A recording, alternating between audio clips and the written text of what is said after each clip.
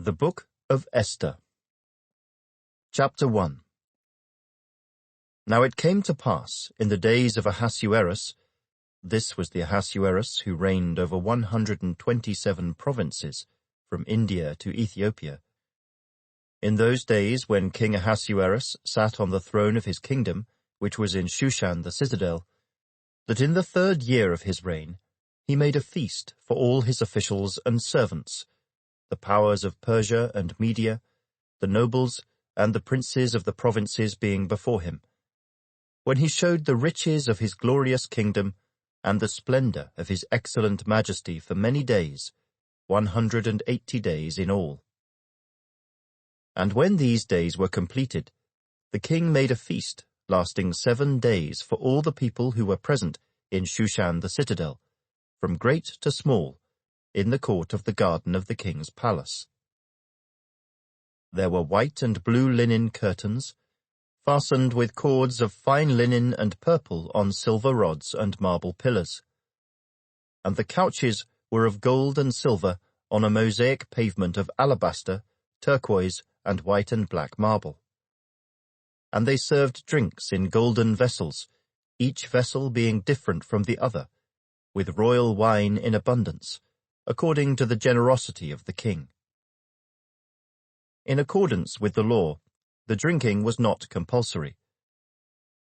For so the king had ordered all the officers of his household, that they should do according to each man's pleasure. Queen Vashti also made a feast for the women in the royal palace which belonged to King Ahasuerus.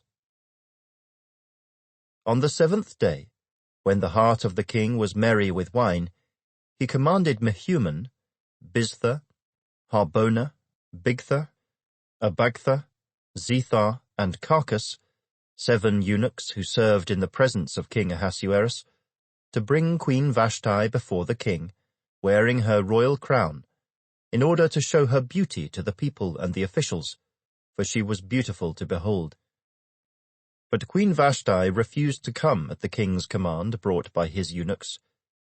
Therefore the king was furious, and his anger burned within him. Then the king said to the wise men who understood the times, for this was the king's manner toward all who knew law and justice, those closest to him being Karshina, Shethar, Admatha, Tarshish, Meres, Marsina, and Memucan, the 7 princes of Persia and Media, who had access to the king's presence, and who ranked highest in the kingdom. What shall we do to Queen Vashti, according to law, because she did not obey the command of King Ahasuerus, brought to her by the eunuchs? And Memucan answered before the king and the princes, Queen Vashti has not only wronged the king, but also all the princes, and all the people who are in all the provinces of King Ahasuerus. For the queen's behavior will become known to all women, so that they will despise their husbands in their eyes, when they report, King Ahasuerus commanded Queen Vashti to be brought in before him, but she did not come. This very day the noble ladies of Persia and Media will say to all the king's officials that they have heard of the behavior of the queen. Thus there will be excessive contempt and wrath. If it pleases the king, let a royal decree go out from him, and let it be recorded in the laws of the Persians and the Medes, so that it will not be altered, that Vashti shall come no more before King Ahasuerus. And let the king give her royal position to another who is better than she. When the king's decree which he will make is proclaimed throughout all his empire, for it is great, all wives will honor their husbands, both great and small. And the reply pleased the king and the princes, and the king did according to the word of Memucan.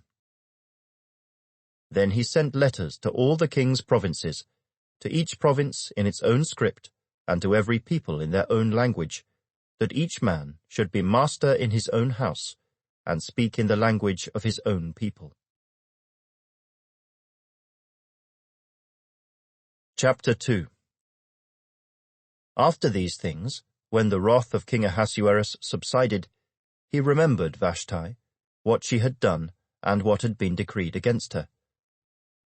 Then the king's servants who attended him said, "Let beautiful young virgins be sought for the king, and let the king appoint officers in all the provinces of his kingdom, that they may gather all the beautiful young virgins to Shushan the citadel, into the women's quarters, under the custody of Hegai, the king's eunuch, custodian of the women, and let beauty preparations be given them. Then let the young woman who pleases the king be queen instead of Vashti." This thing pleased the king, and he did so. In Shushan the citadel there was a certain Jew, whose name was Mordecai the son of Jair, the son of Shimei, the son of Kish, a Benjamite. Kish had been carried away from Jerusalem with the captives who had been captured with Jeconiah king of Judah, whom Nebuchadnezzar the king of Babylon had carried away.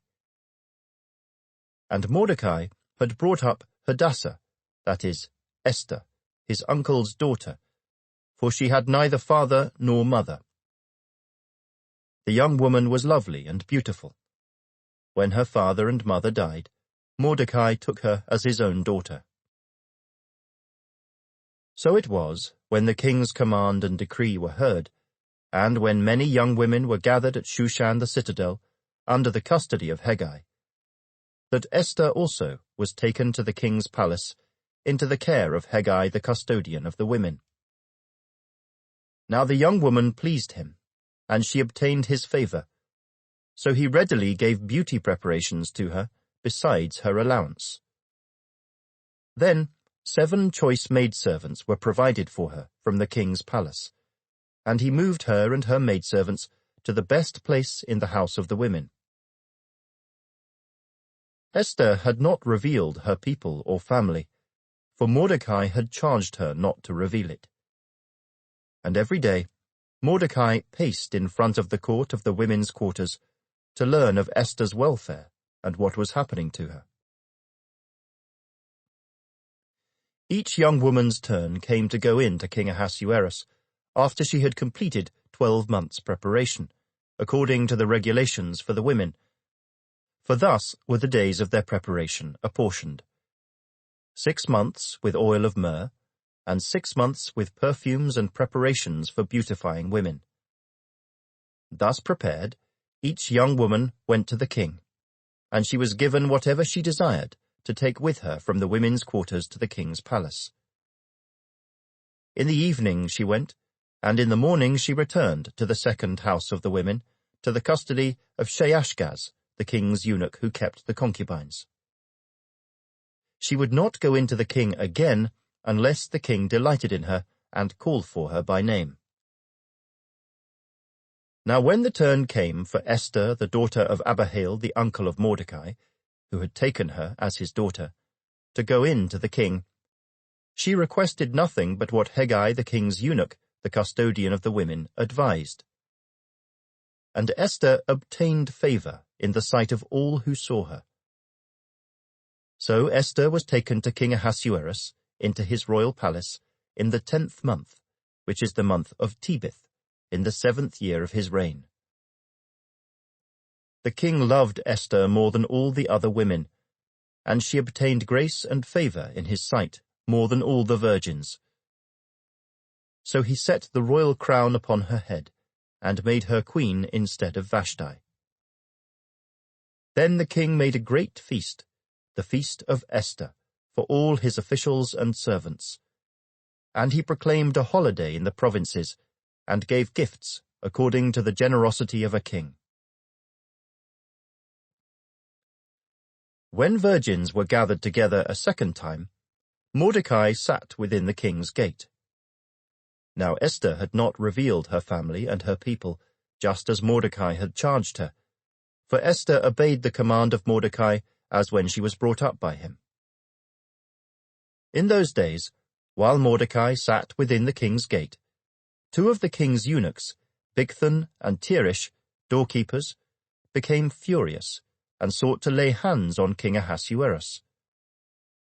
So the matter became known to Mordecai, who told Queen Esther, and Esther informed the king in Mordecai's name. And when an inquiry was made into the matter, it was confirmed, and both were hanged on a gallows. And it was written in the book of the Chronicles, in the presence of the king. Chapter 3.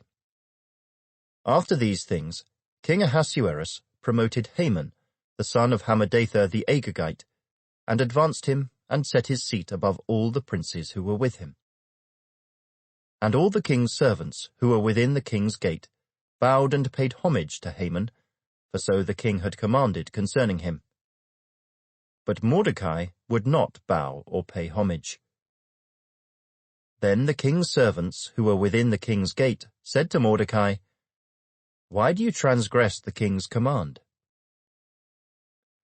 Now it happened, when they spoke to him daily, and he would not listen to them, that they told it to Haman, to see whether Mordecai's words would stand.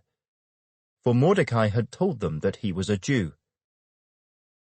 When Haman saw that Mordecai did not bow or pay him homage, Haman was filled with wrath. But he disdained to lay hands on Mordecai alone, for they had told him of the people of Mordecai. Instead, Haman sought to destroy all the Jews who were throughout the whole kingdom of Ahasuerus, the people of Mordecai. In the 1st month, which is the month of Nisan, in the 12th year of King Ahasuerus, they cast pur, that is, the lot, before Haman to determine the day and the month, until it fell on the 12th month, which is the month of Adar. Then Haman said to King Ahasuerus, "There is a certain people scattered and dispersed among the people in all the provinces of your kingdom. Their laws are different from all other peoples, and they do not keep the king's laws. Therefore, it is not fitting for the king to let them remain. If it pleases the king, let a decree be written that they be destroyed, and I will pay 10,000 talents of silver into the hands of those who do the work, to bring it into the king's treasuries." So the king took his signet ring from his hand, and gave it to Haman, the son of Hammedatha the Agagite, the enemy of the Jews. And the king said to Haman, "The money and the people are given to you, to do with them as seems good to you." Then the king's scribes were called on the 13th day of the 1st month, and a decree was written, according to all that Haman commanded, to the king's satraps, to the governors who were over each province, to the officials of all people, to every province according to its script, and to every people in their language. In the name of King Ahasuerus it was written, and sealed with the king's signet ring. And the letters were sent by couriers into all the king's provinces, to destroy, to kill, and to annihilate all the Jews, both young and old, little children and women, in one day, on the 13th day of the 12th month, which is the month of Adar, and to plunder their possessions. A copy of the document was to be issued as law in every province, being published for all people, that they should be ready for that day. The couriers went out, hastened by the king's command, and the decree was proclaimed in Shushan the citadel. So the king and Haman sat down to drink, but the city of Shushan was perplexed. Chapter 4. When Mordecai learned all that had happened, he tore his clothes, and put on sackcloth and ashes, and went out into the midst of the city. He cried out with a loud and bitter cry. He went as far as the front of the king's gate, for no one might enter the king's gate clothed with sackcloth. And in every province where the king's command and decree arrived, there was great mourning among the Jews, with fasting, weeping, and wailing, and many lay in sackcloth and ashes. So Esther's maids and eunuchs came and told her, and the queen was deeply distressed. Then she sent garments to clothe Mordecai and take his sackcloth away from him, but he would not accept them. Then Esther called Hathach, one of the king's eunuchs, whom he had appointed to attend her, and she gave him a command concerning Mordecai, to learn what and why this was. So Hathach went out to Mordecai in the city square that was in front of the king's gate. And Mordecai told him all that had happened to him, and the sum of money that Haman had promised to pay into the king's treasuries to destroy the Jews.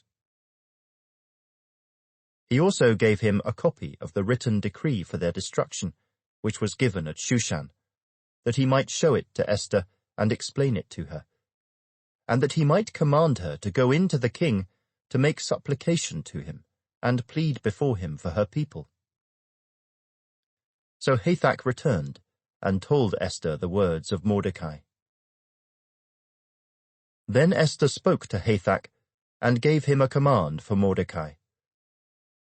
All the king's servants and the people of the king's provinces know that any man or woman who goes into the inner court to the king, who has not been called, he has but one law: put all to death, except the one to whom the king holds out the golden scepter, that he may live. Yet I myself have not been called in to go to the king these 30 days. So they told Mordecai Esther's words. And Mordecai told them to answer Esther, "Do not think in your heart that you will escape in the king's palace any more than all the other Jews. For if you remain completely silent at this time, relief and deliverance will arise for the Jews from another place, but you and your father's house will perish. Yet who knows whether you have come to the kingdom for such a time as this?" Then Esther told them to reply to Mordecai, "Go, gather all the Jews who are present in Shushan, and fast for me. Neither eat nor drink for 3 days, night or day. My maids and I will fast likewise. And so I will go to the king, which is against the law. And if I perish, I perish." So Mordecai went his way, and did according to all that Esther commanded him. Chapter 5. Now it happened on the 3rd day that Esther put on her royal robes and stood in the inner court of the king's palace, across from the king's house, while the king sat on his royal throne in the royal house, facing the entrance of the house. So it was, when the king saw Queen Esther standing in the court, that she found favor in his sight. And the king held out to Esther the golden scepter that was in his hand. Then Esther went near and touched the top of the scepter. And the king said to her, "What do you wish, Queen Esther? What is your request?" "It shall be given to you, up to half the kingdom." So Esther answered, "If it pleases the king, let the king and Haman come today to the banquet that I have prepared for him." Then the king said, "Bring Haman quickly, that he may do as Esther has said." So the king and Haman went to the banquet that Esther had prepared. At the banquet of wine, the king said to Esther, "What is your petition? It shall be granted you. What is your request? Up to half the kingdom. It shall be done." Then Esther answered and said, "My petition and request is this: if I have found favor in the sight of the king, and if it pleases the king to grant my petition and fulfill my request, then let the king and Haman come to the banquet which I will prepare for them, and tomorrow I will do as the king has said." So Haman went out that day joyful and with a glad heart. But when Haman saw Mordecai in the king's gate, and that he did not stand or tremble before him, he was filled with indignation against Mordecai. Nevertheless, Haman restrained himself and went home, and he sent and called for his friends and his wife Zeresh. Then Haman told them of his great riches, the multitude of his children, everything in which the king had promoted him, and how he had advanced him above the officials and servants of the king.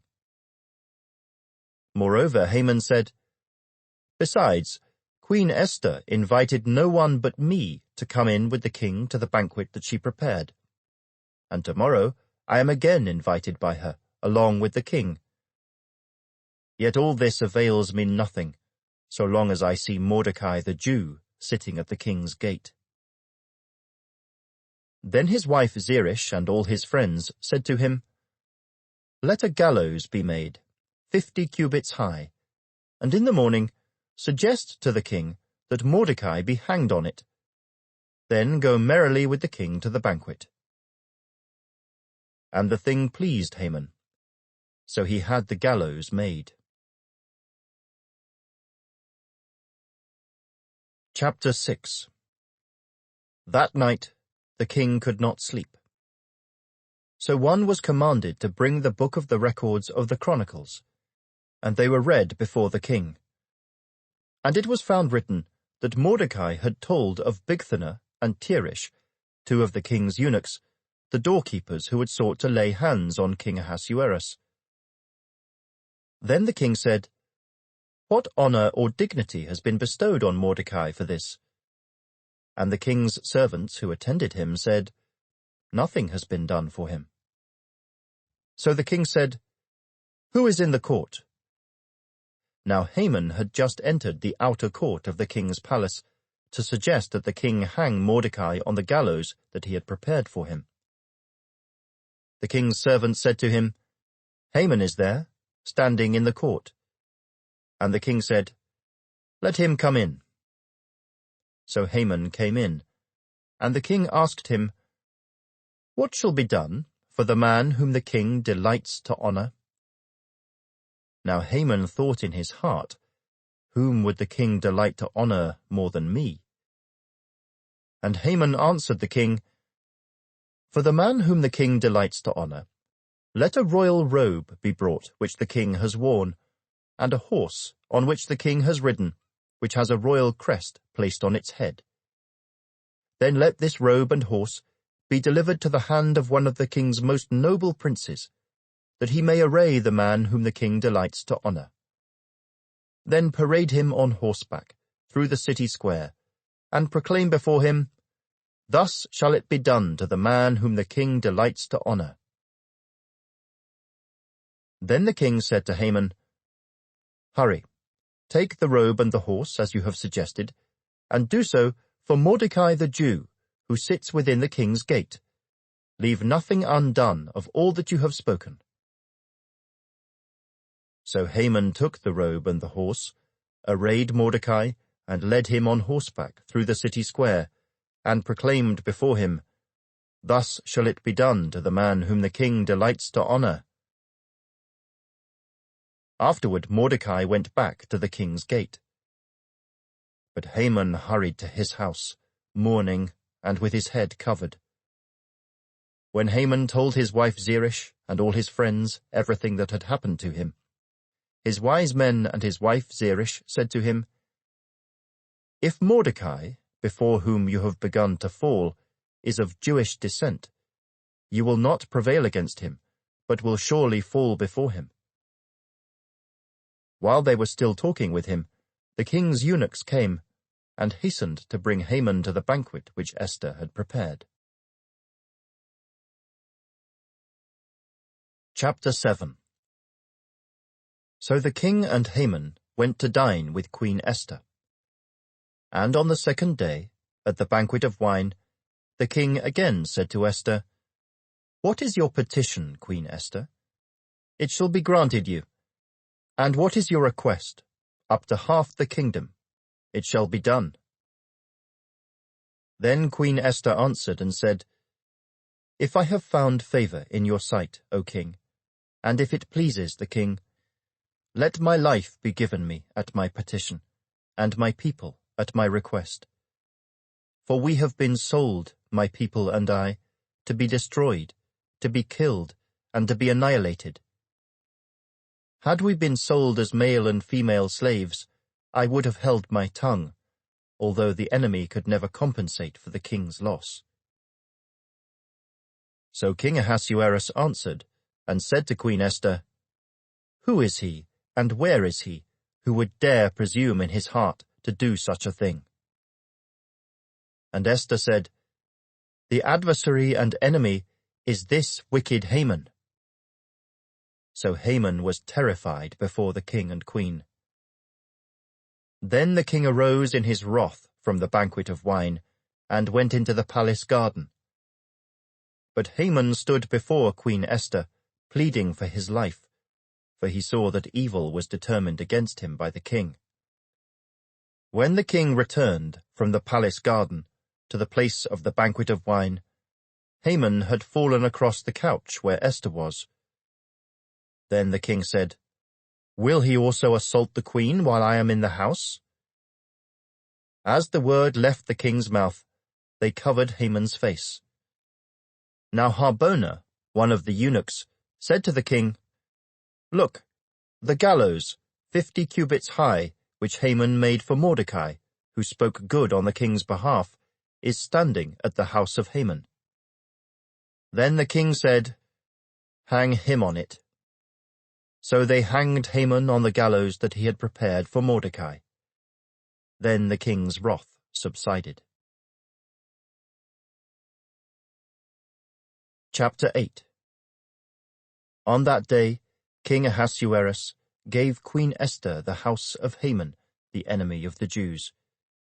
And Mordecai came before the king, for Esther had told how he was related to her. So the king took off his signet ring, which he had taken from Haman, and gave it to Mordecai.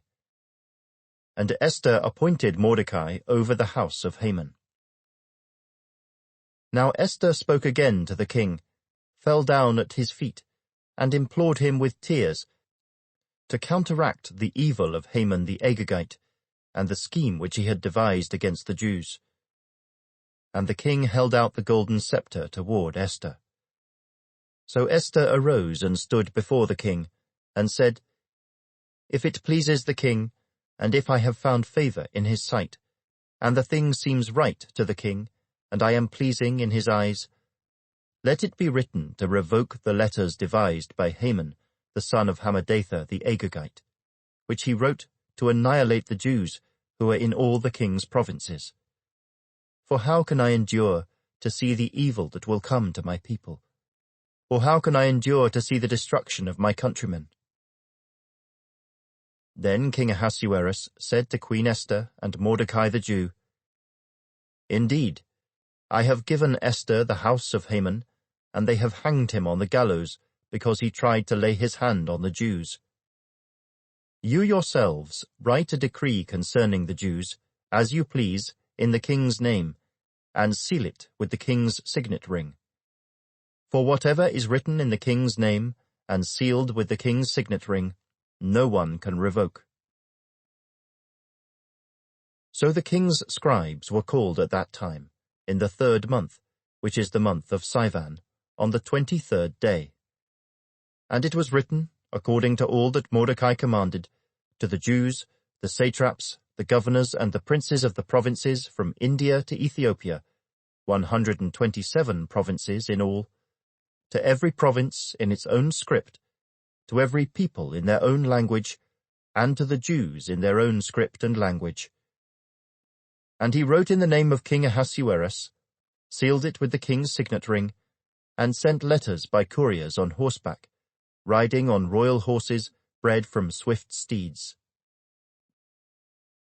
By these letters the king permitted the Jews who were in every city to gather together and protect their lives, to destroy, kill, and annihilate all the forces of any people or province that would assault them, both little children and women, and to plunder their possessions, on one day in all the provinces of King Ahasuerus, on the 13th day of the 12th month, which is the month of Adar. A copy of the document was to be issued as a decree in every province and published for all people, so that the Jews would be ready on that day to avenge themselves on their enemies. The couriers who rode on royal horses went out, hastened, and pressed on by the king's command. and the decree was issued in Shushan, the citadel.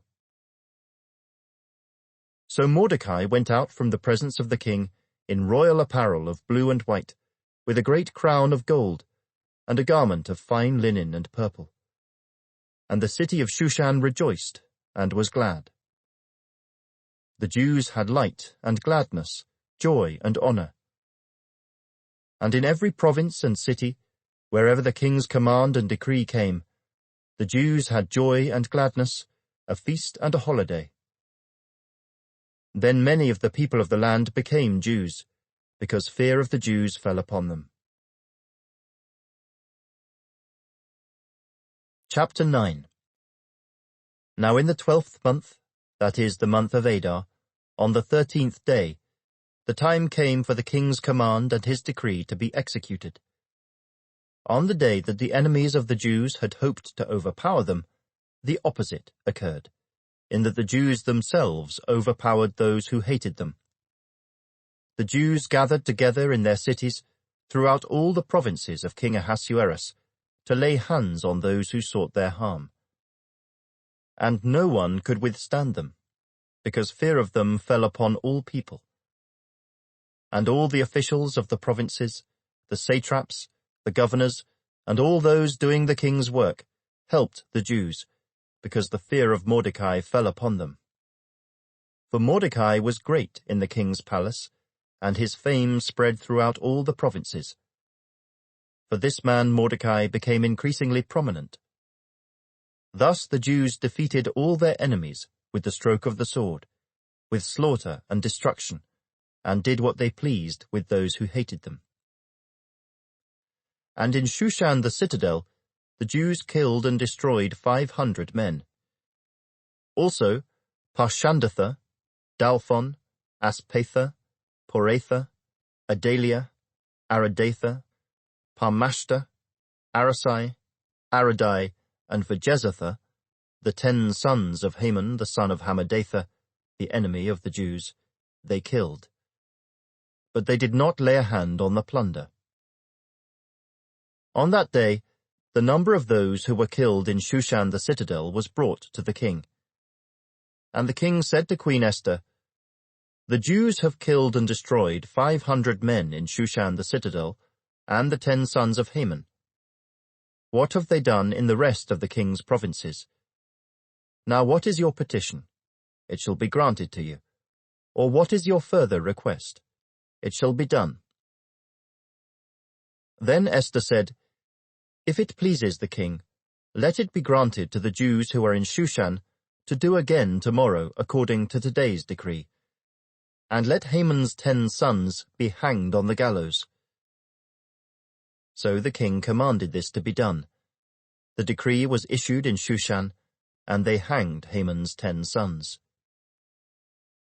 And the Jews who were in Shushan gathered together again on the 14th day of the month of Adar, and killed 300 men at Shushan.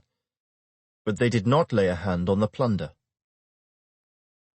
The remainder of the Jews in the king's provinces gathered together and protected their lives, had rest from their enemies, and killed 75,000 of their enemies.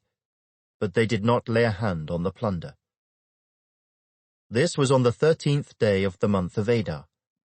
And on the 14th of the month they rested, and made it a day of feasting and gladness. But the Jews who were at Shushan assembled together on the 13th day as well as on the 14th.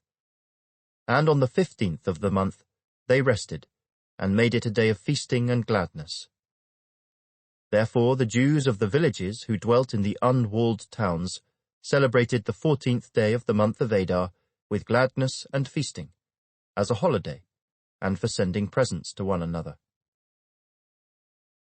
And Mordecai wrote these things and sent letters to all the Jews, near and far, who were in all the provinces of King Ahasuerus, to establish among them that they should celebrate yearly the 14th and 15th days of the month of Adar, as the days on which the Jews had rest from their enemies, as the month which was turned from sorrow to joy for them, and from mourning to a holiday.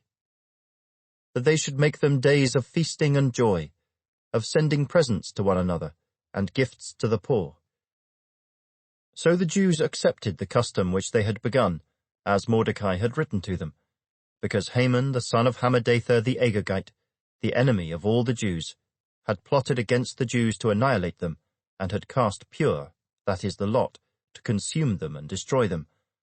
But when Esther came before the king, he commanded by letter that this wicked plot which Haman had devised against the Jews should return on his own head, and that he and his sons should be hanged on the gallows. So they called these days Purim, after the name Pur.